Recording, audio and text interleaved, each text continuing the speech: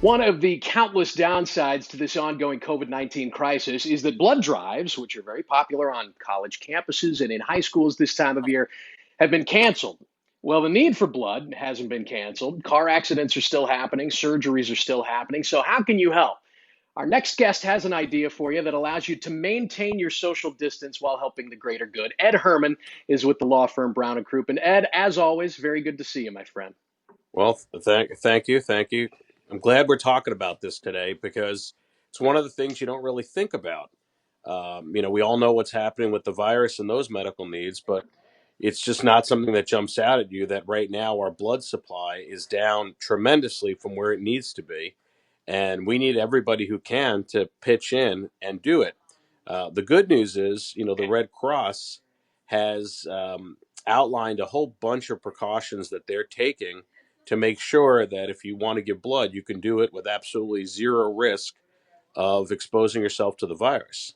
And of course, that's above and beyond all of the everyday precautions they're taking, which are lengthy anyway. But I'm glad you brought that up because I feel like right now, more than ever, we're talking to a big group of people stuck at home. They want to help the greater good. They don't know how to help the greater good. So to take that idea that this might somehow be dangerous for them off of their plate, I think is important. And, we were talking about this just before we sat down for this conversation.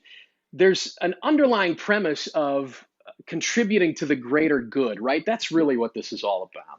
It is. I can tell you, and other people are recognizing this too. This is a lesson in community. The only way we can prevent the spread is if we make community wide decisions and we all agree to do something for the greater good. And the same is going to be true of bringing back businesses and restaurants and our blood supply. I mean, this is literally the lifeblood of the community, and it doesn't cost you any money to give. And you can go on to the Red Cross's website and you can find out about safe ways to do it.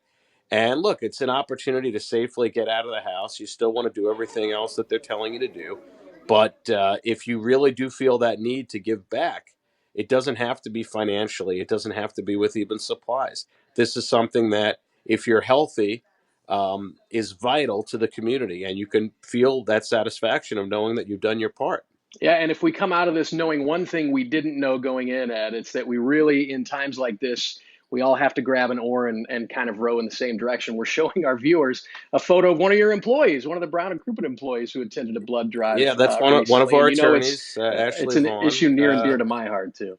Yeah. Well, God bless her. She was first one in line. Obviously that's a great thing, and it gave her a tremendous sense of satisfaction of knowing that there's something that every single person can do. I see people out there on the internet making masks, and it's all so wonderful. Even people that are just coming up with funny stuff to cheer us up and make us smile. That's the kind of community effort we need. But right now, there's a dire need for blood, and if people are in a position to do it, um, you could really, I mean, you could be saving a life. And I mean, we're not all heroes. We're not the doctors and the nurses and the healthcare workers, but we all have the ability to save a life if we can donate blood.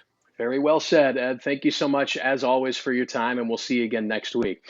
By the way, Take you can care. reach out to Brown and Oh, Crouppen at any time. Just dial all twos, 314-222-2222, or check out their website.